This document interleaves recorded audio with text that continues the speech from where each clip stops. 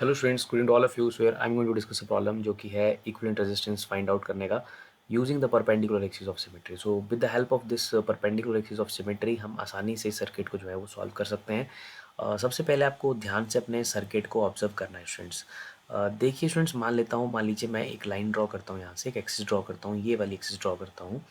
Let's suppose इसका नाम है एक्स वाई। अगर मैं इस एक्सिस के लेफ्ट में देखता हूँ और इसके एक्सिस के राइट में देखता हूँ, then it is clearly visible that कि ये जो सर्किट है उसका लेफ्ट हैंड साइड जो है वो राइट साइड का मिरर इमेज है, और वी कैन से दैट कि both sides are the mirror images of each other.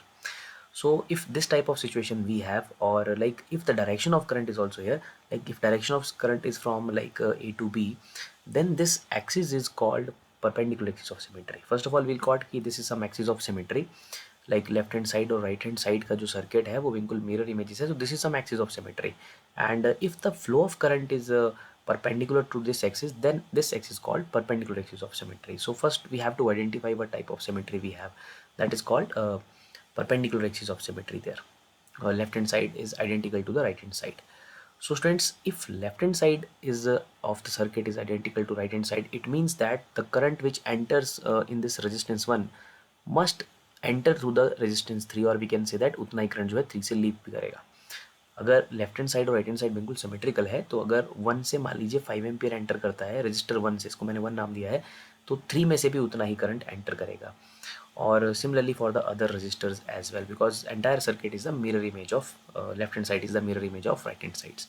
सो अगर 1 में जो एंटर किया है वो ऑब्वियसली 3 से करेगा, 5 में जो किया है वो 6 में से करेगा, और जो 2 में से किया है वो 4 में से करेगा. So if this type of thing will happen, then this resistance, ये जो 7 नंबर और 8 नंबर लगा है, these are of no use. Basically यहाँ से कुछ भी पास नहीं करेगा.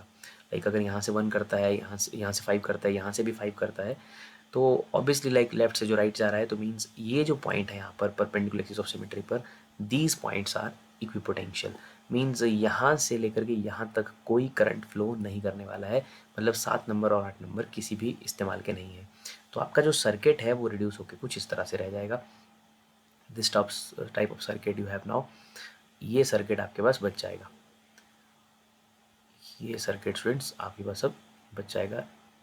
This is the circuit. Now this is R. ये पहले नंबर वाला आर था, ये 3 नंबर वाला था, और ये आपका 5 नंबर है, और ये 6 नंबर वाला आर है, और ये 2 नंबर वाला आर है, और ये 4 नंबर वाला आर है. सो आप क्लियरली देख सकते हैं कि ये दोनों ऊपर वाले आर जो है आपस में सीरीज़ में है.